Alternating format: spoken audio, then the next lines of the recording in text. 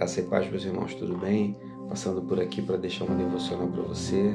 Você que iniciou sua caminhada agora recentemente, acabou de aceitar Jesus, está conhecendo Jesus. Então essa é uma mensagem muito mais direcionada a você. Eu quero te falar algo que Jesus falou para Nicodemos. Jesus disse lá para Nicodemos em João capítulo 3, versículo 3, que era necessário que Nicodemos nascesse de novo. E é claro que Jesus não estava falando de nascer da carne, que nasce da carne é carne, que nasce espírito é espírito. E é disso que Jesus estava falando, de um novo nascimento, de algo espiritual.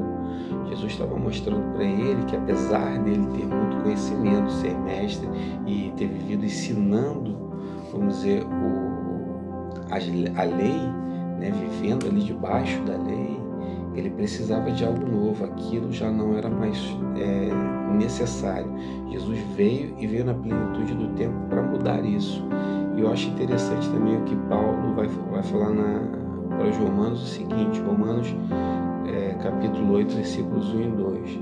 Repara só, agora já não existe nenhuma condenação para as pessoas que estão unidas com Cristo Jesus.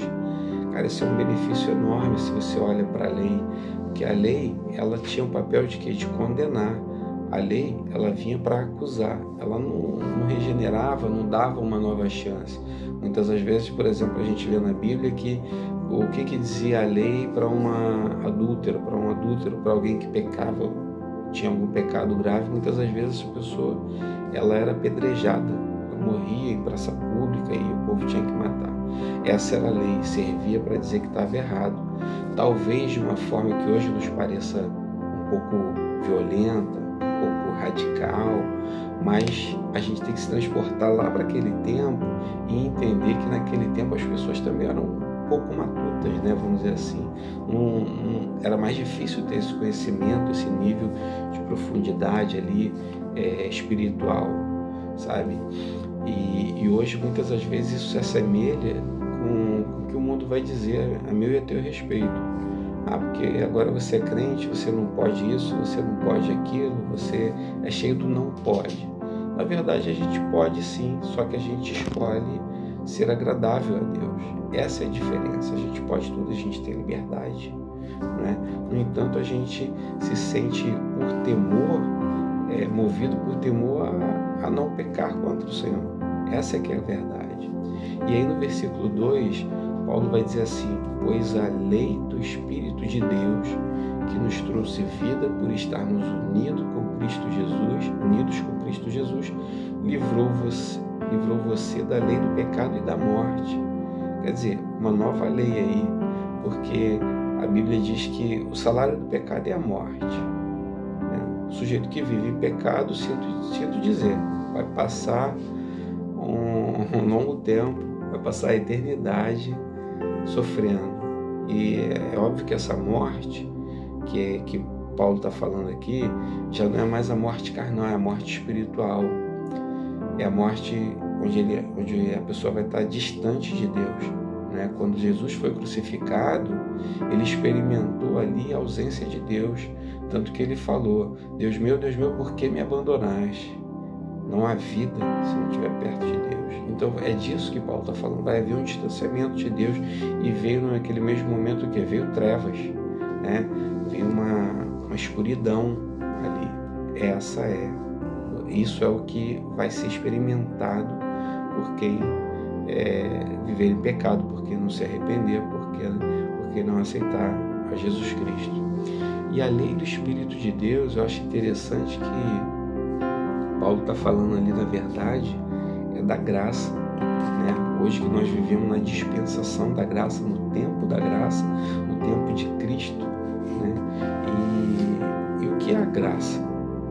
A graça é favor imerecido, tá bem, beleza.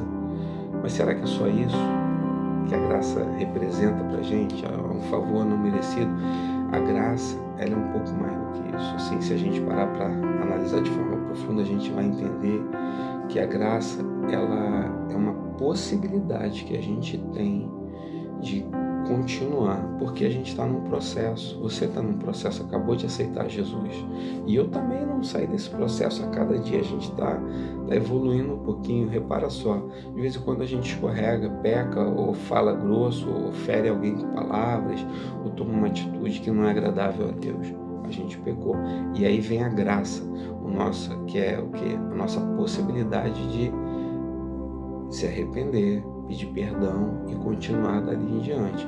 Eu acho interessante uma comparação que tem no livro do Peregrino, escrito por John Bunyan, não sei exatamente, o livro é esse aqui, eu quero dar uma lida para você. Diz assim, ó, ele é um livro que usa muito de alegorias, tá? Então, a gente, quando vai reparar aqui, vai ver que tem um sujeito que é um intérprete, tem outro e tal. O que ele fala aqui exatamente? Ele compara o coração de um homem a uma sala cheia de poeira, né? E aí diz assim, uma sala cheia de poeira que jamais foi varrida. Depois de examiná-la, intérprete era alguém que estava com um peregrino, uma pessoa. Intérprete mandou um homem varrê-la, mas assim que começou a varrer, levantou uma nuvem de poeira tão grande que cristão era essa pessoa, o peregrino, que cristão quase sufocou. Disse então o intérprete a uma jovem que estava ali ao lado: traga água e jogue um pouco na sala. Quer dizer, subiu aquela nuvem de poeira, veio alguém tentar limpar e foi quase foi sufocado. Não dava para limpar, sala fechada, mas quando se jogou a água, a poeira, o que ela faz? A poeira vai baixar. Assim que jogou a água, a sala pôde ser varrida e limpa. E cristão ficou na dúvida: o que isso significa? O que isso quer dizer? Aí o intérprete diz assim: esta sala é o coração do homem que jamais foi santificado pela doce graça do Evangelho. A poeira é o seu pecado original e as corrupções mais íntimas que sujam todo homem. Aquele que começou a varrer primeiro é a lei. Aquele que começou a varrer primeiro é a lei. Mas a que trouxe a água e jogou é o Evangelho. Está falando da graça. Ora, você mesmo viu que assim que o homem começou a varrer, a poeira levantou, tornando insuportável limpar a sala. Você quase sufocou. Isso foi para mostrar que a lei, em vez de limpar o pecado do coração, na verdade, o faz reviver, ou seja, o pecado começa a voltar, aquilo te sufoca. Você entra, uma vez que pecou, já era, não sai mais. Ele está sempre ali presente, está sempre te acusando. É isso que ele quer dizer. Fortalece e amplia a alma, ainda que revele e o proíba, não dá força para que seja subjugado. Ou seja, o seu pecado não vai ser subjugado. Você não vai ter mais como recomeçar. É isso que a lei prega. É isso que ele está falando ali. Eu acho interessante que quando joga água, quando vem o processo da graça, a dispensação da graça, aquela sala pode ser limpa. Assim é o teu coração. Você pode continuar, mas é claro que você não vai ficar pecando para continuar. Você não vai ficar toda hora errando. O nosso erro, ele não pode ser uma rotina. Ele tem que ser, no máximo, um acidente. É algo não planejado. Mas que a gente também, mesmo assim, pode se prevenir, não é verdade? Então, que me chama a atenção também é Romanos 12, capítulo 12, versículos 1 e 2. Repara só: portanto, meus irmãos, por causa da grande misericórdia divina, peço a vocês que ofereçam completamente a Deus, peço a vocês que se ofereçam completamente a Deus como um sacrifício vivo, dedicado ao seu serviço agradável a Ele. Que serviço é esse? Esse serviço é o que Deus opera através de nós, né? E aí ele segue dizendo: esta é a verdadeira adoração que vocês devem oferecer a Deus. A gente, quando aceita a Cristo, a gente precisa observar muito isso, porque muitas das vezes Deus ele precisa alcançar outras vidas através de nós, através de mim, através de você. Ou seja, Deus tem uma obra para você. Sim, de repente é ganhar o mundo para Deus, ou de repente é só ganhar a tua casa. Como é que você vai saber disso? Se posiciona em Deus e deixa Ele conduzir. Essa é a realidade. Não dá para ser diferente.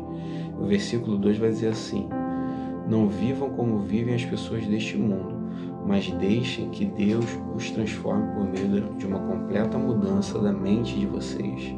Ele está falando de quê? Só uma pausa. O que ele está falando? Ele está falando de santidade. A santidade é a obra que Deus opera em nós. Essa mudança, esse processo que tu já começou. Agora você vai amadurecendo dia após dia, né? É se alimentar do pão diário, o nosso maná, o pão nosso de cada dia. Todo dia você vai ter que ter um ganho. Todo dia você vai ter que ler a palavra, meditar. E eu te garanto que Deus vai falar com você. E aí ele segue dizendo assim: assim vocês conhecerão a vontade de Deus, isto é, aquilo que é bom, que é perfeito, que é agradável a Ele, a Deus. Então, a gente não pode mais viver como vivia antes. Tem que ter uma transformação aí, né? Aquele que rouba, não roube mais. Aquele que mente, não mente mais. Agora a gente tem uma outra conduta. Antes era só, né, o pecado, muitas das vezes era só algo externo. Jesus vai falar que o homem, quando deseja uma mulher, o homem casado, por exemplo, que ele deseja uma mulher fora do casamento, ele já está pecando em pensamento com ela. O pecado agora entrou, é dentro. É a nossa mente que a gente precisa dominar. E como é que a gente domina? O pensamento, ele vem. A gente tem milhares de pensamentos todos os dias. Toda hora vem. Mas você pode decidir se ele fica ou não. Se você alimenta ele, se você continua com esse pensamento ruim, é você que decide. Da mesma forma como um pássaro, você não pode impedir um pássaro voar sobre sua cabeça. Você pode impedir dele fazer ninho. É exatamente assim o pensamento. Você decide se quer ou não. Muitas das vezes você tem até que pedir em oração. Às vezes até precisa orar: Senhor, me livra desse pensamento, eu não quero isso, tal. E desvia, sabe? Começa a conversar com Deus e a coisa acontece ali. Então, a gente precisa entender que isso também, que Deus ele não promete que vai ser agradável para os nossos prazeres, né? Muitas das vezes nem fácil porque a gente está acostumado a um certo padrão de erro, um certo padrão de doutrina, enfim. Mas agora agora a gente precisa mudar. E o nosso maior pagamento nem é aqui. A gente recebe alguns benefícios aqui, recebe livramento e tudo mais, mas também não está livre de doença, também não está livre de uma série de coisas. Tudo que o mundo está exposto, praticamente a gente está, mas a gente tem alguns, na caminhada, né, algumas provisões de Deus, sim, muitas na verdade, muitas. Mas o nosso maior galardão ele está no céu. E esse é o foco, sabe? Que a gente possa ser como Paulo fala.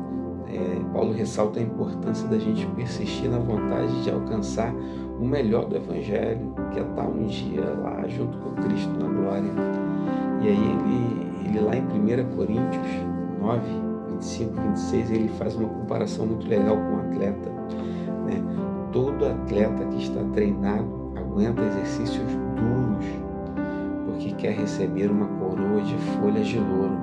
Uma coroa que, aliás, não dura muito, mas nós queremos receber uma coroa que dura para sempre. Por isso, corro direto para a linha final. E a nossa linha final é Cristo. Irmãos, que você possa se fortalecer. Não olha para trás, não. Isso não vai agradar a Deus. Sabe, às vezes os prazeres do mundo, eles são bons, mas eles são passageiros. Agora a gente precisa buscar aquilo que é eterno. Uma vez que a gente tem essa consciência, se esforça, pede a Deus, continue em oração, desiste não. Não esquece da grande obra que Ele tem na tua vida, tá bom? Que você possa seguir continuando esse caminho e que o Espírito Santo verdadeiramente te conduza nessa estrada que é difícil muitas das vezes, mas é capaz, é possível e é uma estrada que vai te levar para Cristo nessa luta. Eu tenho certeza que você vai ser vitorioso, tá bom? Deus te abençoe e fique em paz.